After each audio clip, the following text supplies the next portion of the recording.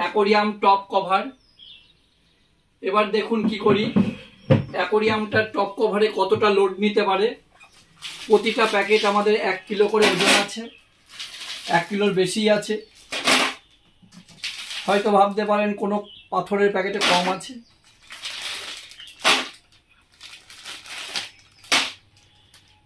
এই যে 5 কিলোর বেশি আছে, 151 গ্রাম। এবারে একটা একটা করে আমরা চাপাবো।